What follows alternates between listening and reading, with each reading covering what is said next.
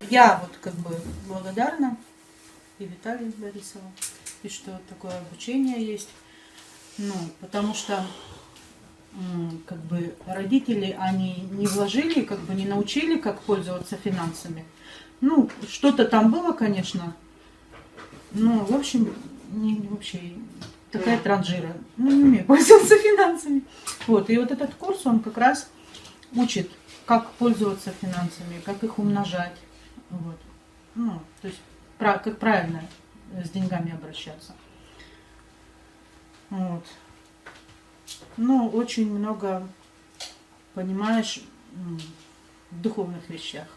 Ну, то есть, насчет десятины, потом приношения. Ну, я как бы увидела, что очень важно приношение, ну, то есть помогать людям. Вот, это тоже служение, потому что у Бога, у него как бы дороже людей никого нет. Вот. А как ты пришла на обучение? Ну, какие-то страхи какие были? Что вообще? Ну, Опасения нет, какие-то? опасений у меня никаких не было. Я сразу вот захотела. Вот что вот странно, да?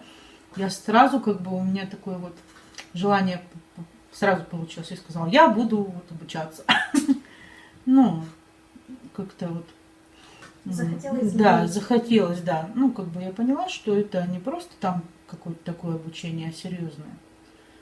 Вот. А кому, Что-то сделать какой-то переворот в моем понимании. кому бы порекомендовала это обучение? Кому бы это могло быть интересно? Ну, есть несколько человек. Я бы могла бы предложить. Ну, я имею в виду, какие, как сказать-то? Ну, вообще для кого? То есть какие-то, кому Категории. это? Категории людей, Категории, ну, и мне кажется, это всем надо, потому что очень мало тех людей, которых вообще научили пользоваться финансами, как-то копить, да, как-то тратить их так вот, чтобы в эту яму не проваливаться, когда деньги заканчиваются, и ты не знаешь, что делать.